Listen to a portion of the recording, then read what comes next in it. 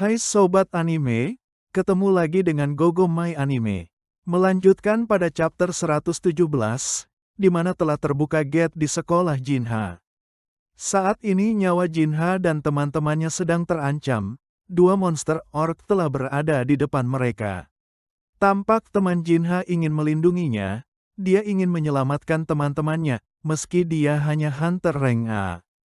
Jinha tampak menghalangi, karena monster itu bukan lawannya. Dua monster orc itu berbicara, manusia mana yang akan mereka bunuh duluan, di mana salah satu dari monster itu menunjuk teman Jinha, tetapi bukan wanita itu yang dimaksud. Wanita yang di sana itu mempunyai kekuatan magic yang lebih besar.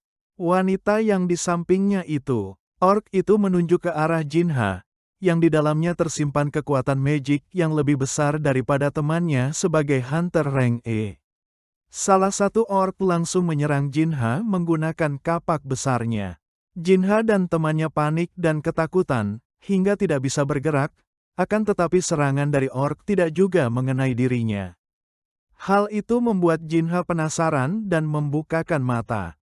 Alangkah terkejutnya, tiba-tiba telah ada monster orc yang berwarna merah memegang tangan dari pasukan orc tersebut. Iya, Hide Orc, pasukan bayangan milik Opa Jinha, yang diminta Sung Jinwo untuk menjaga adiknya. Jinha tampak terkejut, dan senang dengan kehadiran pasukan bayangan milik opaannya. Jinha mengira jika kakaknya ada di tempat itu. High Orc yang memegang pasukan orc langsung melemparkan orc tersebut ke atas langit.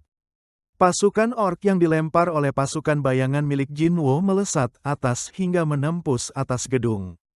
Apa yang terjadi membuat salah satu teman dari orc sangat terkejut dan ketakutan. Hingga akhirnya pasukan bayangan yang bersama dengan Jinha telah keluar semua dengan berjumlah 3 pasukan dari High Orc.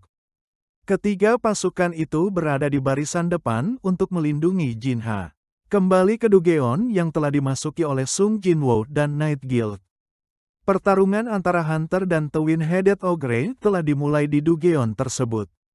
Monster Ogre mulai menyerang parang Hunter. Tampak Park Jong-soo telah siap menghadapi serangan dari monster Ogre tersebut. Park Jong-soo segera mengeluarkan kemampuannya untuk membuat perisai pelindung, yang akan melindungi dirinya dari serangan monster Ogre. Hempasan kapak milik monster Ogre melesat begitu kuat menuju arah Park Jong-soo. Serangan itu mengenai perisai pelindung milik Park Jong-soo. Serangan itu membuat benda-benda sekitar melayang. Salah satu pasukan dari Guild Knight nampak memanfaatkan situasi dari serangan yang dilakukan oleh monster Ogre. Serangan yang dilancarkan mengenai kepala dari monster Ogre, dan membuat monster Ogre menjadi marah. Menyusul serangan susulan yang dilakukan oleh salah satu hunter dari Night Guild, yang berusaha menumbangkan monster Ogre. Serangan itu mengenai monster tersebut dan membuatnya kesakitan. Dua pasukan hunter itu terus-menerus menyerang monster Ogre tanpa henti. Bertubi-tubi serangan dilancarkan kepada monster tersebut. Pasukan dari Guild Knight mulai bekerja sama untuk menghancurkan monster Ogre itu. Kekuatan api dan peting dari para hunter menghujani tubuh dari monster Ogre. Monster Ogre akhirnya tumbah dengan tubuh penuh luka. Para hunter yang telah mengalahkan monster Ogre itu berusaha untuk berkumpul mengelilinginya, memastikan untuk melakukan serangan kembali apabila monster tersebut masih dapat bergerak. Park Jong-soo berkata kepada Sung Jinwo, bahwa raid kali ini akan sangat berat. Apa yang telah dia lihat tidak seperti yang dia bayangkan. Di mana saat pertama masuk ke dalam Dugeon ini harus sudah menghadapi monster Twin-Headed Ogre. Park Jong-soo mempertanyakan keberadaan Twin-Headed Ogre pada raid ini. Hal ini membuat Park Jong-soo menjadi bingung dan menduga-duga apa sebenarnya yang terjadi. Park Jong-soo menanyakan kepada Sung Jinwo, apa dia tahu jenis monster yang baru saja dikalahkan. Sung Jinwo menjawab, bahwa dia adalah penjaga kuburan. Park Jong-soo membenarkan pernyataan dari Sung Jinwo. Sebenarnya tidak masalah apabila yang dihadapi barusan pengawal dari bos Dugeon, akan tetapi bagaimana jika dia adalah penjaga gerbang pertama? Sepertinya Dugeon ini akan dipenuhi dengan pasukan mayat hidup. Salah satu pasukan dari Guild Knight itu berteriak memanggil temannya. Hyung, kamu harus melihatnya. Lihat yang ada di depan. Kamu harus segera pergi dari sana. Tiba-tiba sekumpulan dari pasukan kematian itu berjalan menghampiri mereka, dan hal itu membuat seluruh pasukan Guild Knight terkejut. Apa yang mereka katakan? Apakah mereka bercanda? Iya. Kenapa mereka mundur? Biasanya mereka selalu berada di barisan terdepan. Apa yang terjadi? Mereka terlihat seperti sedang dikejar sesuatu, ucap salah satu hunter.